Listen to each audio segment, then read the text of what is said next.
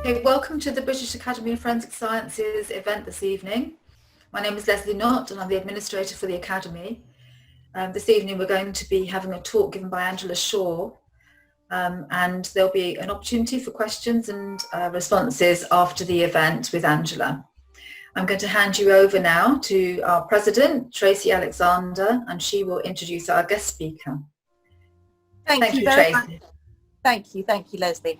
So I'm delighted that Angela's been able to join us this evening. She has been for many years my go-to person for all things GSR, which I'm not ashamed to confess terrorizes me as an evidence type. It's so fraught with danger, and we are all, as a forensic community, really lucky to have somebody like Angela who can steer us through those pitfalls. So I know that you're going to enjoy the talk. Angela's also contributed hugely to the MSc programs that we have at King's, and for that we're very, very grateful.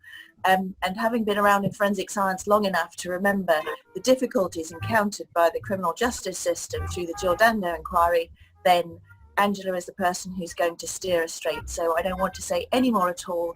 You've seen the CV, you've seen what she's going to talk about, and it's just fantastic that so many of you have decided to join us this evening for what I'm sure is going to be a great evening. So thank you, Angela, and over to you.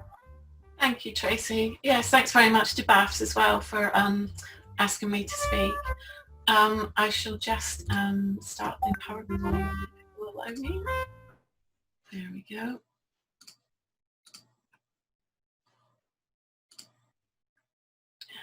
Close that down. Okay, good evening everyone.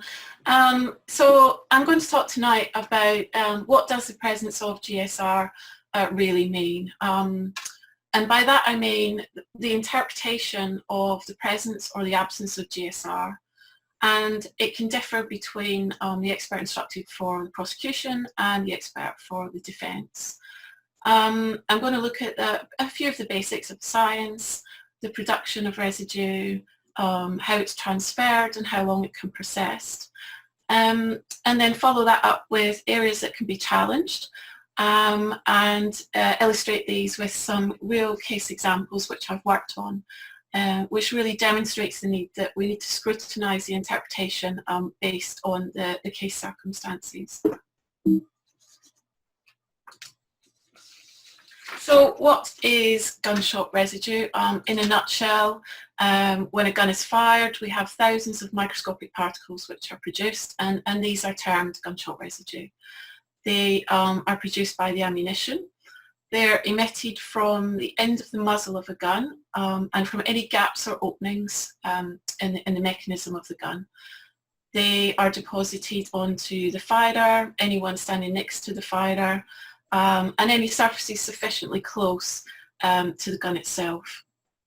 Now, the recovery and identification, what can it actually tell us? It can help address questions such as, has the suspect recently fired a weapon? And firearms crime being, very serious offences, it has a lot to contribute to the investigation. Now, the fact that the particles originate from a gun is very rarely contested. Of far more interest to the court is how the particles actually came to be on a suspect, or in a vehicle, or on an item of clothing. It's probably one of the most heavily scrutinised trace evidence types that there is. The little diagram on the right illustrates the various parts within a cartridge. We have the primary shock sensitive, number 4. So the hammer of the gun's pulled, it strikes the base, which initiates a chemical reaction. That's the initial explosion. Then we have hot gases and material driven into the propellant, which is number 3, which is actually the main explosive charge.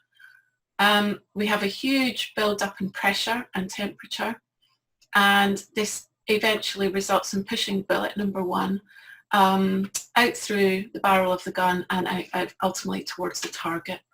And that's in a nutshell really, the chemical reaction. Now, modern percussion primers, this is a chemical in number 4, they're really the result of about 100 years of research. Not much has changed recently. Now, the high temperature inside the cartridge creates conditions in which the individual components can fuse together. It happens in a matter of a tenth of thousandths of a second. It's a very short time frame, and this does account for the variability and inhomogeneity of the residue particles which are produced. After the material's cooled, discrete particles condense. You can see some images at the bottom. You can see they're quite spherical. They also have some brighter metallic areas on the surface, which are higher atomic number particles. And they contain combinations generally of the elements lead, barium, and antimony, and other discrete components from the primer. Now, the number of variations of the primer is quite small, but we can use it to rule in or rule out a gun as being the suspect weapon in a crime. Now, the earliest methods for the detection of gunshot residue on a suspect's hands were based on simple colour tests. These enabled the detection of, for example, lead only, or barium only, or antimony only. Now, clearly there was a distinct disadvantage with the use of these because they weren't source specific. And there can be other sources of such materials, particularly in the 70s, leaded petrol, leaded pipes, lead roofing, things like that. So these were very much only presumptive tests. However, they are still in use today because we can use these to help us identify bullet entry and exit holes. So they do still have some benefit now.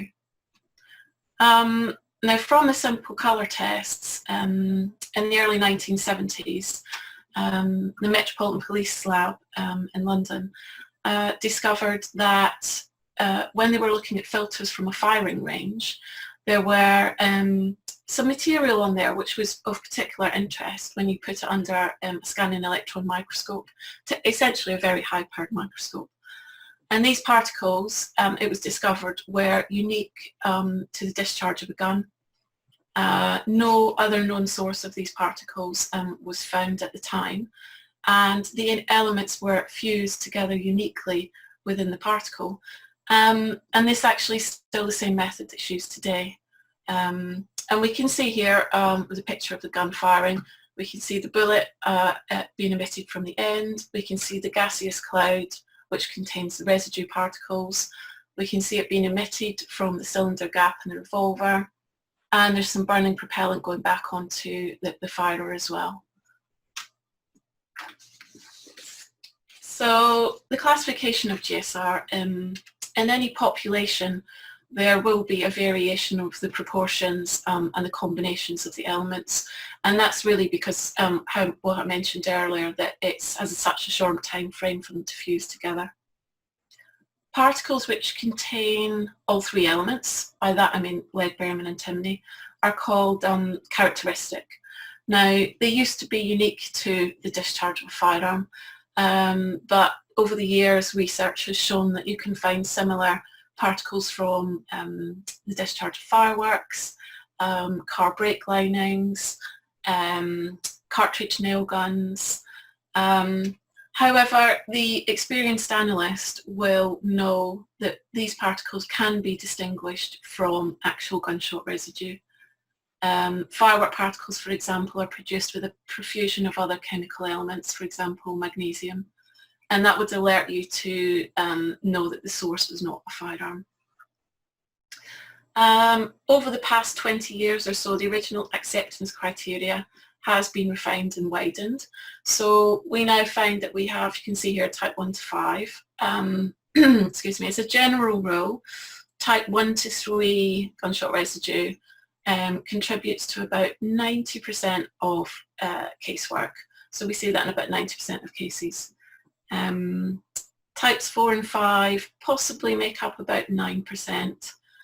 And then we have the much rarer types, so residue based on mercury, and type A is seen in 2.2 ammunition, so rimfire ammunition, and type 9 is extremely rarely ever seen in the UK. This is lead-free ammunition. Now, type 6 and 7 is very difficult when we have that in casework, because the mercury has such a low boiling point that it volatilizes, and you're only left with particles which are indicative of the firing of a gun, which means it can be quite tricky to interpret. Now, these particles were found in a case I worked on in 2009, which was the shooting of a police officer in Northern Ireland by dissident Irish Republicans. Luckily, the gun that was found contained the exact same makeup of particles as was found in the suspect's jacket, and actually it was pretty strong evidence. Now, as mentioned, where we have particles without all three elements, for example, just lead and antimony, we call these indicative or consistent. Now, these are seen commonly in the general environment. Therefore, in the absence of characteristic GSR, we wouldn't put any weight on these in the UK. Now, that's quite different from some labs overseas. GSR labs in the US will actually report these particles out, with the result that purely indicative and consistent particles have been used in cases in the British Overseas Territories, resulting in convictions. So, as we discussed, the GSR is emitted from the end of the muzzle of the gun, and anyone standing next to the gun or the firer can have residue deposited on them. Now, we call this primary deposition. The majority comes out from about 3 meters from the end of the barrel of the gun and about 1 meter on either side. The amount of residue that's produced very much depends on the type of gun, the type of ammunition, are shots fired indoors or outdoors, external conditions such as wind, rain. These will all affect the amount of residue that's deposited. The other way to acquire gunshot residue is to handle an item with residue on it. Clearly, a recently fired gun is a very good example. Now, this, as we can see, is termed secondary transfer. It's nigh on impossible to be able to distinguish between residue deposited via primary deposition and that via secondary transfer. So that does present some problems. Now, after the bullet emerges from the gun's muzzle and strikes a substrate, so the target, it can deposit GSR around the entry hole. And this can be very useful in some cases in distinguishing the entry from the exit hole. This was very useful in the shooting of Rhys Jones in 2007 in Liverpool. A Smith & Wesson .455 caliber revolver was used. However, it had been converted to fire longer .45 caliber cartridges, which meant that they didn't quite fit within the barrel of the gun, and they tumbled, as you can see here, nose over end in flight. So we can see the bullet's not stabilized, it's not coming straight out, it's actually tumbling nose over end. Now, this means that when it impacts the target, if it's side on, it can create this rather keyhole shape, and that's exactly what happened, sadly, with Rhys Jones.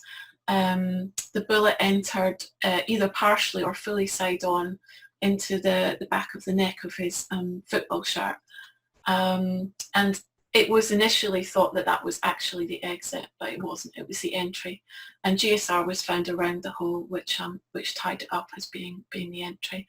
Above, this is what we would expect if it was a fully stabilized bullet, and it just punctures and makes a rounder hole. Now, thousands of residue particles can initially be produced when a gun's fired. Now, and in reality, only a fraction of these will ultimately remain on a suspect's clothing until they're arrested and the clothing seized. The residue is chemically stable. It doesn't evaporate or dissolve, so it will just be lost under gravity and disappear into the environment. It is lost by physical disturbance. This is the main way in which residue is lost. Washing, obviously, wiping will accelerate the loss greatly. And typically we say up to about 90% of the residue can be lost in the first hour. That's very general guideline. And on the hands of the firer can remain up to 4 hours. It can be lost within 10 minutes. It depends on what the suspect has been doing. Face and hair can remain slightly longer. These areas are subject to less disturbance. Now, on clothing, can remain for up to a day, continual wear. Again, could be lost much sooner. Pockets and clothing which is taken off immediately after it's been exposed, it can remain indefinitely. So you have to be very careful when interpreting that and know what the history of the clothing was. Now, it's obviously very important with any forensic trace evidence that samples and clothing are taken very quickly to maximise the chances of finding residue. Now, the precise details of the amount that are found is not always necessarily useful or helpful. Sometimes the presence or absence of residue can be enough. We report it based on levels because we found that this is of much more help to the court. Because if we have one suspect with, say, 4 GSR particles on them and another and they have 9, I mean, what does that really mean in terms of any difference between the two of them? What was one more likely to have fired the gun than the other? So we find this is a better approach. The levels are based on casework experience and they reflect that there is a loss of residue before the clothing or any items recovered. Now, these can be modified over time or as experience suggests otherwise. And this system has been adopted by the main forensic science providers in the UK. So what actually can we say when we find gunshot residue? Now, given all of the factors which affect its deposition and the likelihood of finding it, it's very important that we're given the full case circumstances as the scientist. We view it as merely reporting the presence of residue is not sufficient to assist a court in interpreting the value of the evidence. Typical questions that we would ask a police investigator are, was a gun fired? Was a gun or spent ammunition recovered? Were armed officers at the scene? And we'll see why that's important in a bit. The timing between the arrest and any clothing being seized. And importantly, any legitimate access the suspect might have to a gun. Are they a member of a gun club? So that really, given the defendant the opportunity to put forward any reasons, any legitimate reasons for residue being present on them. We compare the residue found on a suspect or victim with that in the crime weapon. Now, the reason for this is, as we've seen, there are a small number of different types of residue, and it means we can rule a gun in or a gun out of actually being used in that incident. We can sometimes, if we're lucky, have an unusual type of residue. That could be we've had 2 different types of residue fired one after the other, so say one with aluminium and one with tin. We would then get hybrid residue containing tin and aluminium, and this can provide a stronger link. Now, it's often alleged that a suspect used a particular hand to fire a gun or drew a gun from a pocket. Now, finding residue in a pocket does suggest an extra step to introduce the residue in there. It's possibly less likely to have been accidental contamination. And there is an important misconception that the hand which is used to fire a gun will contain more residue than the non-shooting hand. Now, this is completely untrue because residue is so easily transferred from your hands, from one hand to the other, to your clothing, that really that doesn't follow. Now, single particles, these do present a particular problem, and we'll touch on a case involving low levels of residue shortly. So what are the areas that can be challenged in gunshot residue? Now, the largest single factor with any trace evidence type is to consider contamination, the possibility of contamination. So contamination risk, as many of you will know, is the danger of the undetected transfer of a trace evidence type, in this instance GSR, onto an item after an incident has occurred. So in general, we tend to find small amounts of residue, so the opportunities for cross-contamination must be kept to a minimum, and the risk must be assessed within the overall context of a case. Now, firearms officers, obviously incidents involving firearms, it's common practice for armed police officers to be called out. Their utmost priority is the safety of the general public, and in the most severe instance they may incapacitate the suspect either by firing with a gun or a taser. Now, the officers can also be involved in searching a suspect to make sure that they're not carrying a weapon. Now, firearms officers are likely, different police forces will have different levels of GSR depending on the amount that they actually train with firearms. And the reason they have residue on them is not so much from firing their gun when they're operational, but when they have to reclassify with their firearms at the firing range during their training. So we can envisage, oops, sorry, that's timed out and moved on. So they train with their weapons. They can fire up to 500 rounds of ammunition, if not more. They will then enter their armed police vehicles. It could be that they're called directly to an incident. They don't change clothes. They will be wearing the same body armour as they were when they were training. Clearly, their hands, their clothing, their boots, any of the equipment are going to be contaminated with residue, as are their vehicles. So we need to be alive to the fact that any contact with an armed police officer and a suspect can result in a transfer of gunshot residue. Now, this is an ongoing issue. We have suggested to police forces they could move to lead-free ammunition, which contains a rare earth element marker, which would be unique to them. But the cost of the ammunition really makes it quite prohibitive, unfortunately. Now, what are the other areas that we can look at challenging? Now, at a crime scene or at a suspect's address, as with any evidence type, appropriate PPE must be worn by anyone entering. We need to determine if armed officers have also been there. Separate individuals should always be involved in the collection of evidence that may be highly contaminated versus that which may contain low levels.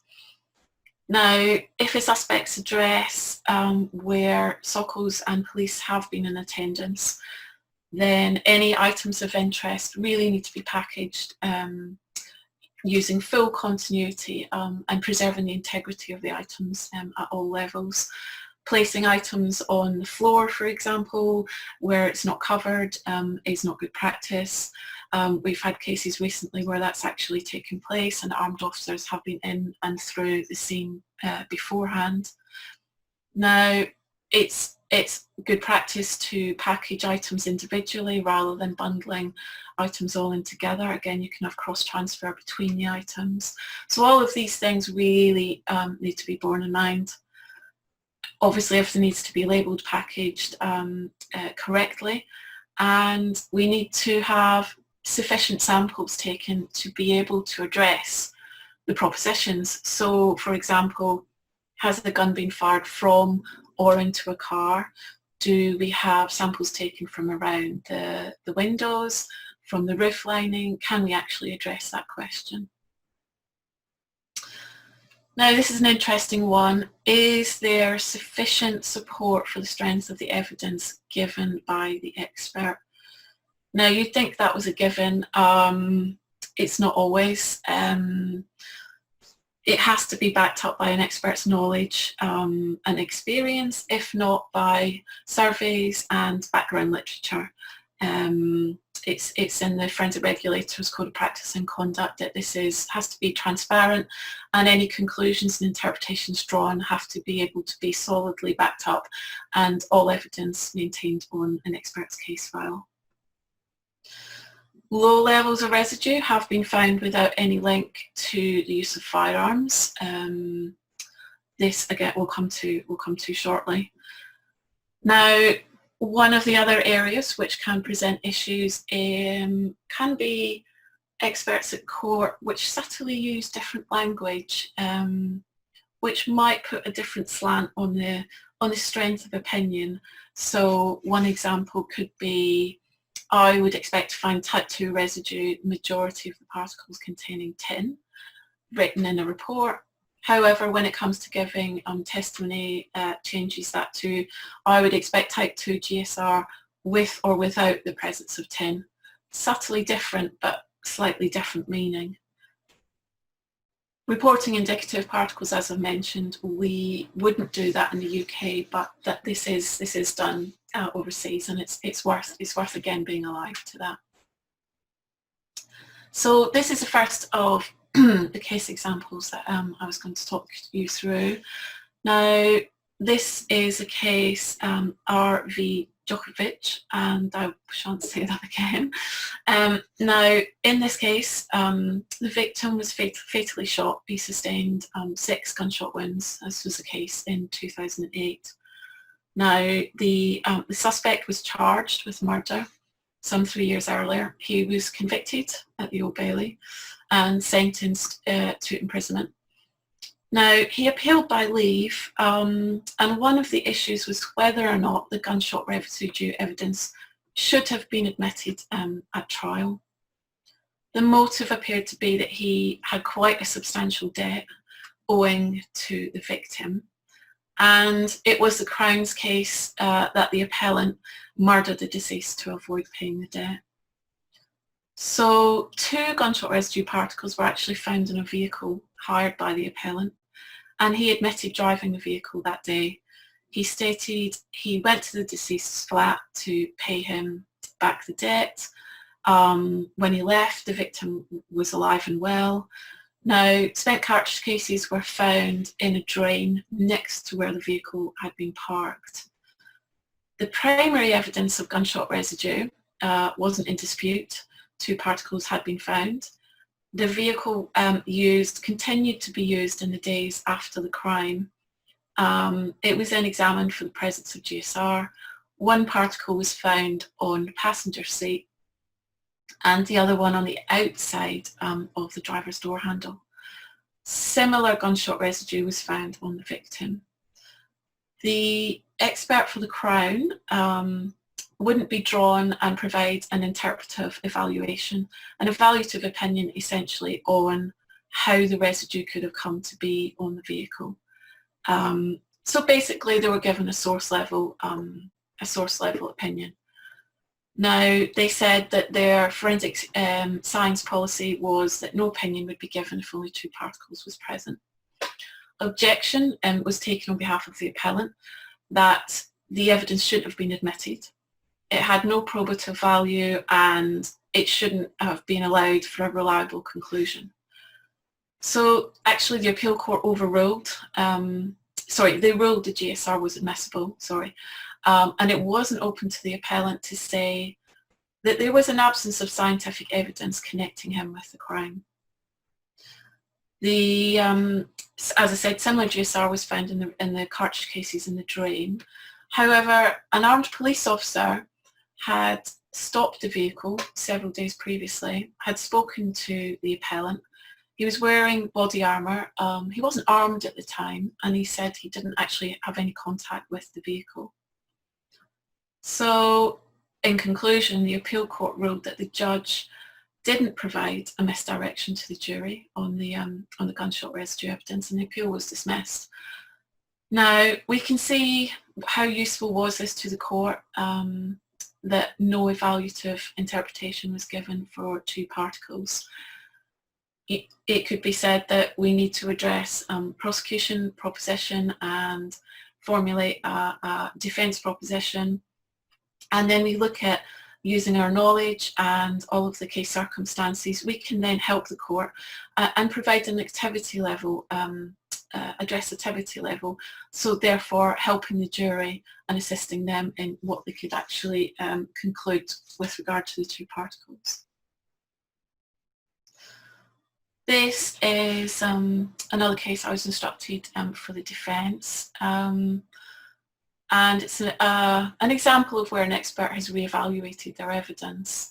Now, several shots were fired at a party. There was 300 people in attendance, and as they were leaving, witnesses saw a man firing a gun.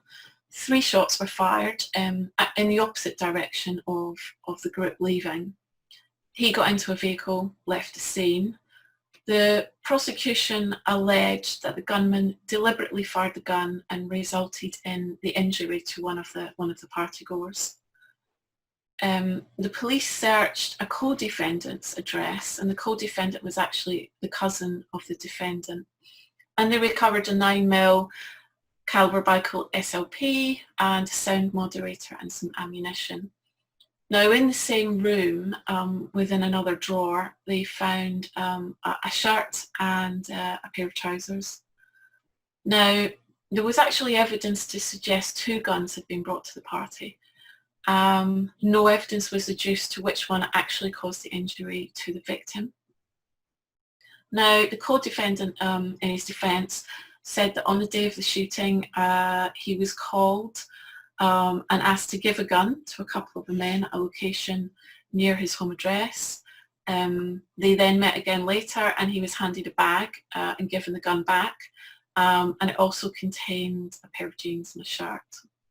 Now, the items came in.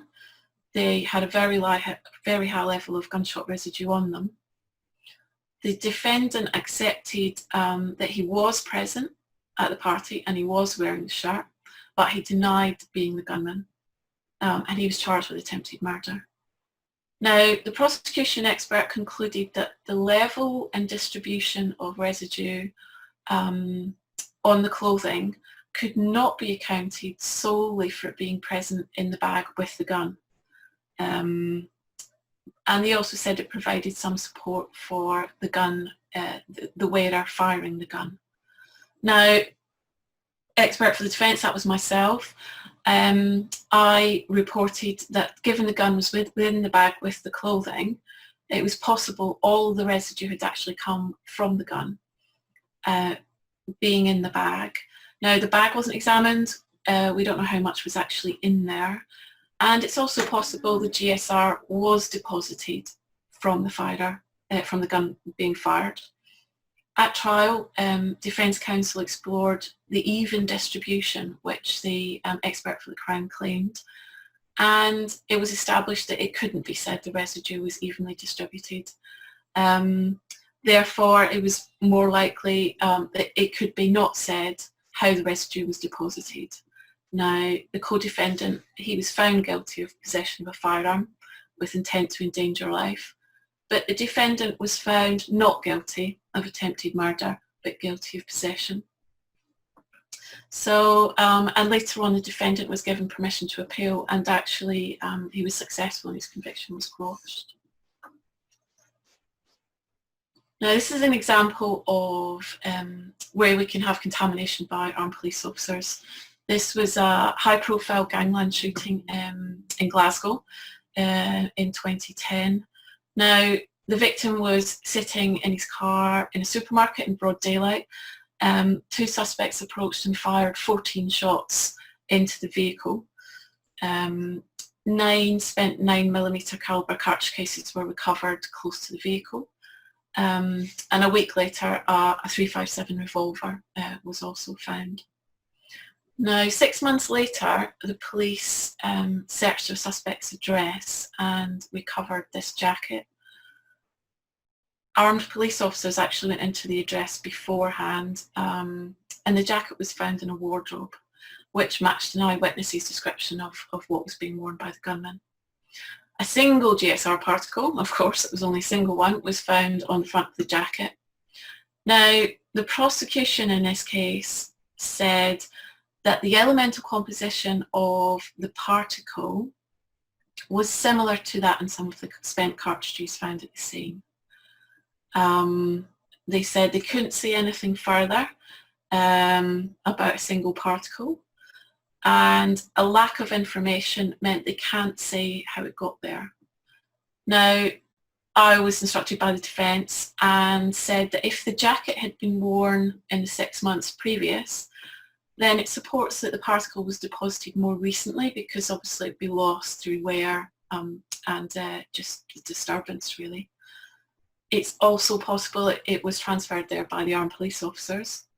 And given the circumstances, there's a significant chance it didn't actually originate from the shooting. Now, the outcome was that at the trial, a firearms officer admitted that he and his colleagues had been training in the same uniforms. And the judge ruled that the particle was of no evidential value. He used the words horrendous in terms of the scientific search, and basically there was, partway through the trial, the judge ruled there was insufficient evidence to convict, and the trial was stopped. Now, this is an unusual example. We don't generally have cases where there is an occupational source of gunshot residue. This was a case of a kidnapping, and the victim was conveyed in a vehicle to an address. He managed to escape after being threatened by 2 men armed with a shotgun. Police observed 2 suspects the following day, and they were arrested again by armed police officers. Now, a vehicle they were believed to have been used during the incident was found. There were a few items within the vehicle: a glove, a body warmer, hoodie top, and these were all tested for the presence of GSR, as was samples from inside the vehicle. Now, the defendant accepted that he was present in the area when the shooting took place, but he denied being in possession of a gun. He actually stated that his girlfriend's father regularly engaged in shooting and owned licensed shotguns, and that he had actually hired the vehicle and he had been using it. Now, obviously, if someone regularly engages in shooting, would be a hobbyist, then and owns licensed firearms, there is going to be a prevalence of residue on them, in the premises, at home. Now, we expect type 2 GSR to be produced from shotguns.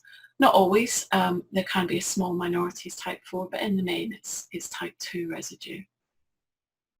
So at the actual trial, the hirer of the vehicle, the father, gave evidence, and it turned out he was actually a part-time gamekeeper.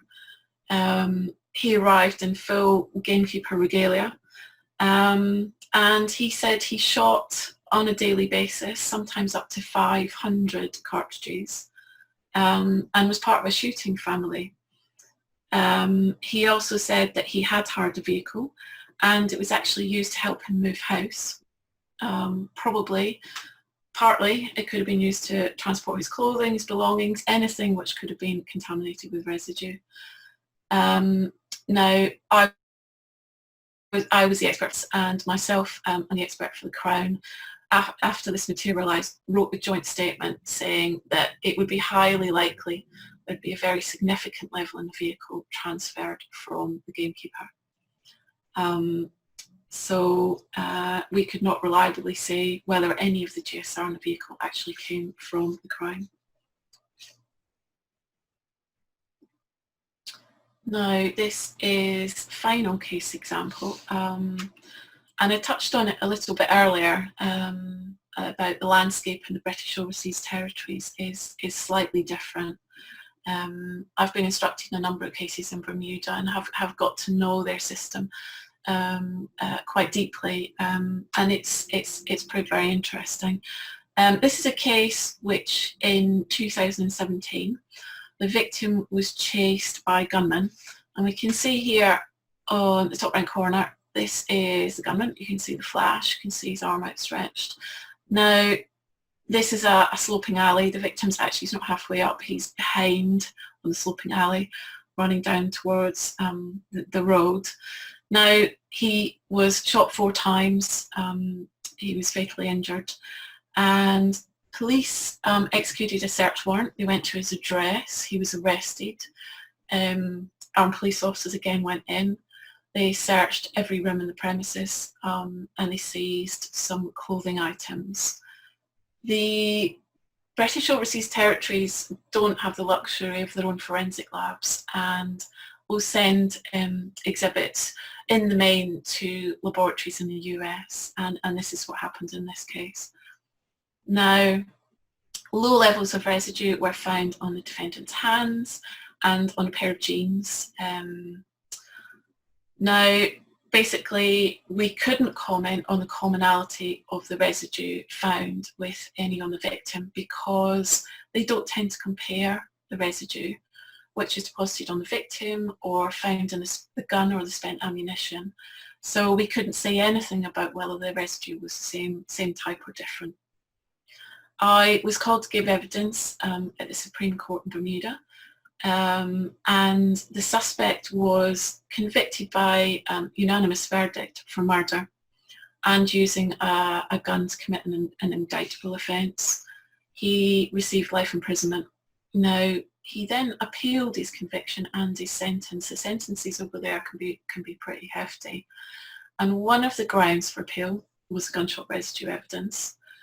The appellant contended that the judge wrongly provided his own interpretation and explanation of the residue, and he suggested to the jury perhaps the reason for only a small number of residue particles being found on the clothing was because only a small number was produced when the gun was fired for whatever particular scientific reason. Now, neither myself nor the expert for the Crown had put forward such a scientific explanation. And basically the judge was giving his own expert testimony. The appeal court, however, didn't agree. And there were a number of other grounds for appeal, and these centred on identification, location of the defendant at the time of the shooting, evidence that was lost during the investigation, and gait analysis. Now, the appellant submitted again that the judge suggested his own theories and speculations which hadn't been offered by the prosecution. For example, the reason that the clothing being worn by the appellant wasn't similar to what was the eyewitness said the suspect was wearing was because he turned his clothing inside out, which was seemed a jump too far. And he used this to explain away the discrepancies in the appearance of the actual suspect and the appearance of the appellant. In the end, the appeal court judges ruled that the summing up did have the potential to undermine the central point of the appellant's defence, which was that a key figure could not have actually taken him to the shooting at the time. And basically, they weren't satisfied that the summing up was given in terms that were correct scientifically and hadn't been biased towards the prosecution. And that there were errors which manifestly would have affected the way the jury interpreted the evidence. Thankfully, this judge is no longer practicing, he's retired. So, you know, hopefully cases such as that will be commonplace in the future in Bermuda. And that was a bit of a whistle-stop tour. And if you have any questions, I'll be very happy to take them.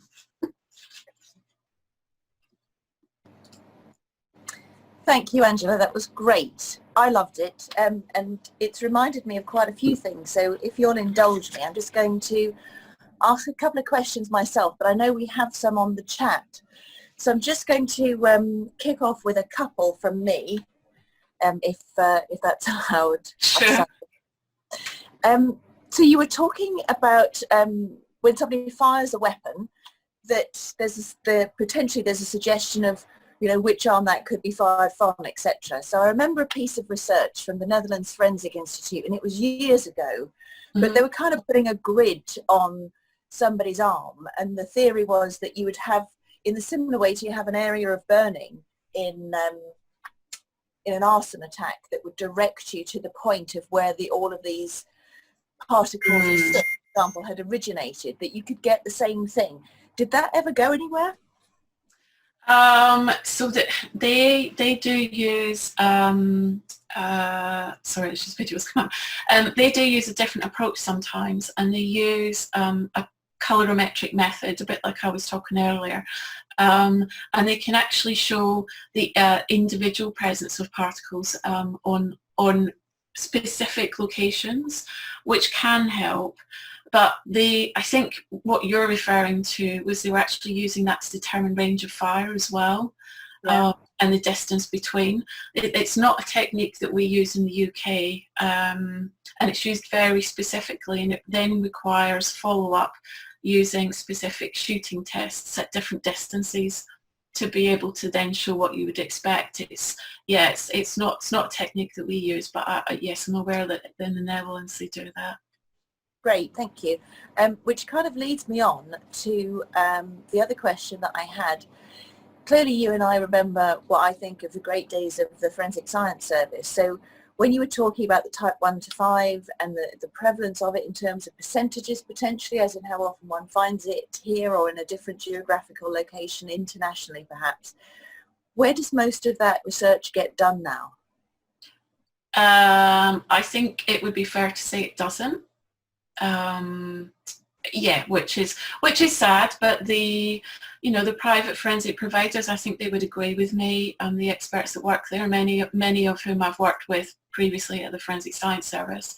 The focus is on economics and making a profit, and they have to meet the turnaround times, and they have penalties if they don't meet certain turnaround times. And therefore, unfortunately, in the UK, I would say we're falling behind, in that we don't have a body that we can use to conduct such research. Now, this is where MSc students are fantastic, and PhD students, because we can work alongside them and guide them and give them topics which are real burning issues, which we just can't do any research on anymore. And there's a number of university lecturers as well that are carrying out great research. So it's not to say there isn't some, there is, but possibly not on the scale that we need it to be. And I guess the other problem is that with commercial confidentiality, sharing between providers is now very difficult too. So we would previously share, if I conducted survey on armed police officers and I found, oh gosh, look, the number of particles has doubled. Why is that? Oh, it's because they're wearing the body armour. They're not changing it now. They've gone to wearing it when they're training and when they go out on duty. Now they wouldn't share that research with me, for example, or with another private provider, which is a shame in terms of furthering scientific our knowledge, really. But I guess that's the way it is, and I guess it's not unique to gunshot residue. No, indeed not, sadly. I think it cuts across all evidence types and all case types as well. Perhaps we need a forensic institute. We can talk about that another time. I'm going to hand over to Leslie now, because I know we've got a few questions from our audience. So I will see you very shortly before the end, but thank you for the moment. Tracy. Thank you, Angela. We have got a few questions actually. I'm going to read the first one here is from Dr. Barbara Daniel. And she is saying, rather than using non-leaded bullets, could the police bullets be manufactured with the addition of a specific marker?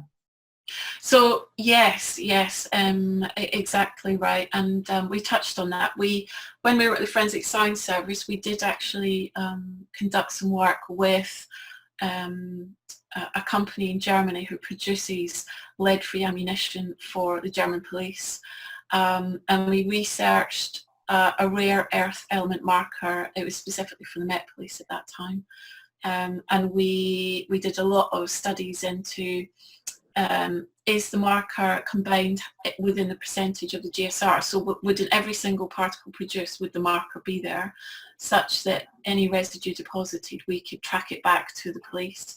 It was very effective, and yes, that would be an ideal solution, but it's expensive. The ammunition's expensive. the police at the time didn't have the budget for it. It's the same as many things. But yes, that would be an ideal solution to solve the problems of cross-contamination. Yeah, that's a good point. And from Professor Denise Lindercombe-Court as well, you mentioned the need to see 3 different components. Does that mean that type 7 and 8 residues are never considered as they consist of only 2 components? No, that's a good question. So characteristic, we tend to say 3 or more. Now, type 7 and type 8 are unique in that you have to have a very specific level of the element in there as well. So type 7 is generally barium and lead. Now, we would know that if the barium peak, we won't get into too much of the technicals, the barium in the X-ray spectrum has to be much higher than the lead peak before we would say, oh yes, that looks like that's come from 2.2 ammunition, which would be type 7. But we would then have to have the spent ammunition or a gun or clothing from the victim to compare it directly to. Now, although it doesn't contain 3 components, because it's a very unique and very rarely seen residue type, we would happily say, yes, it could have come from that source and is very likely to be 2.2 rimfire ammunition, if that makes sense. Thank you. I have a question from Nabil Johari, and they say, is there any gun that produces 0 GSR, gunshot residue, in today's world currently? So by virtue of it being called firearms discharge residue, it's only produced from any cartridge containing a percussion primer. So if there's no percussion primer, then yes, no residue will be produced. So for example, an air gun, it doesn't have a percussion primer. So, but if the weapon has any ammunition which contains a percussion primer, residue will be produced. Now, it could be a blank fire. It might not actually discharge a projectile, but you will still get residue produced. Somebody else, Suzanne Davidson, has asked, is all gunshot residue the same? But I presume no. It's quite different. Yes. Yeah. How do they differ across?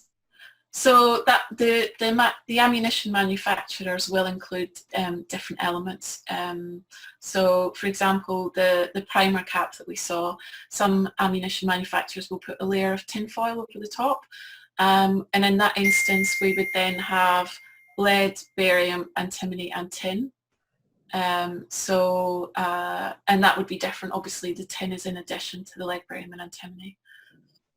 That's interesting. Thank you very much. I think that's all the questions for the moment. I'll hand you back to Tracy. Thank you. Thank you, Leslie, and thank you once more, Angela. I'm going to ask you one final question, and you're absolutely allowed to say, this was a long time ago, and you have to move on and think about the future. So my question is, if we had that Jill Dendo evidence today with the Barry George coat that was photographed in a what I would call contaminated laboratory environment for the purposes of taking police photos, and then we're talking about particles in a pocket a year after the event, and there's the gun club attendant and so on. For any of you who are too young to remember Jill Dando, Google it. It's a great case to get your teeth into, just to work out the nuances of how the case progressed. So my 2 questions are, would that get to court today, and would you have taken it to court at the time?